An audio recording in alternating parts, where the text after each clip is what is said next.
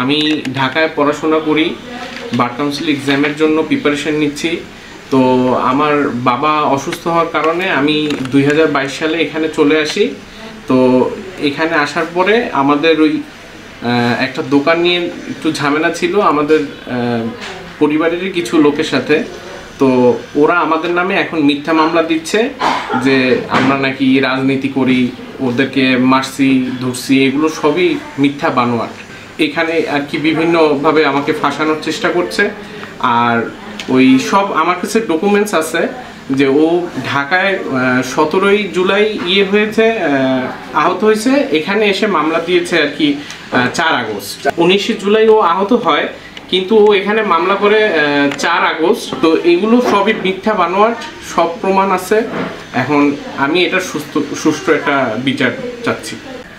আমি এমনি অসুস্থ মানুষ, আমার শরীরে 2টা রিং করানো আছে, আমি অ্যাক্সিডেন্ট করছি, আমার পায়ে হাঁটতে কষ্ট হয়, আমি আমার ছেলেকে নিয়ে আর পর্যন্ত হাঁটতে বেরিয়ে বেলপার্কে গিয়ে আমি হাঁটি।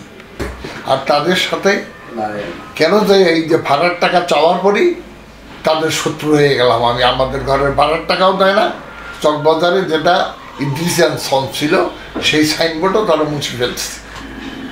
এই নামে ওরা এই ঘরটা চালাই, তার বাবার নাম দিয়ে আছে। এখন এই হচ্ছে তাদের সাথে আমাদের মূল ঘটনা। দেখেছেন যে আন্দোলন যখন করেছি তখন আমাদের বরিশালের কথা যদি বলি, 16 তারিখ বরিশালে একটা ব্যাপক রকম ম্যাসাকার হয়েছিল, যেটা ছাত্রলীগের বিভিন্ন কর্মীরা, যারা হচ্ছে ছাত্রলীগ আওয়ামী লীগের কর্মীরা হচ্ছে আমাদের সাধারণ শিক্ষার্থীদের উপরে হামলা করে, সাধারণ মানুষের উপরে। তো সেখান থেকে অনেকে ছাত্রলীগের অনেকে আহত হয়েছিল।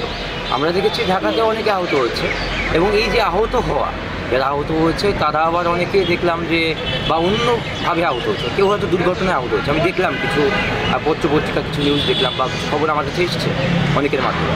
তো আমি দেখলাম যে তারা আসলে এই অভ্যুত্থানের এই অভ্যুত্থানের কোনো অংশের মধ্যে ছিলেন না, কোনো অংশ ছাত্র জনতার কোনো অংশে তারা ছিলেন না। তারা ফ্যাসিস্ট দোসরদের অংশের ছিলেন, কেউ হয়তো সেই অংশেরও ছিলেন না, কেউ হয়তো দুর্ঘটনায় আহত হয়েছে।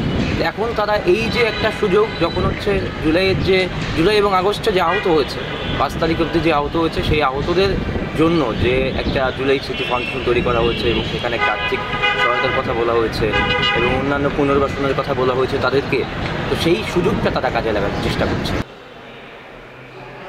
তো আমাদের দায়িত্ব হলো মামলা আসলো বিভ্রান্তিমূলক হোক বা হয়রানিমূলক, এটা তো আমরা প্রাথমিকভাবে বুঝতে পারি না। তদন্তে গিয়ে যখন আমরা দেখবো যে এটা বিভ্রান্তিমূলক, তখন আমরা সেভাবে ব্যবস্থা নেব এবং সঠিক তদন্ত যেটা হবে সেটাই আমরা করব।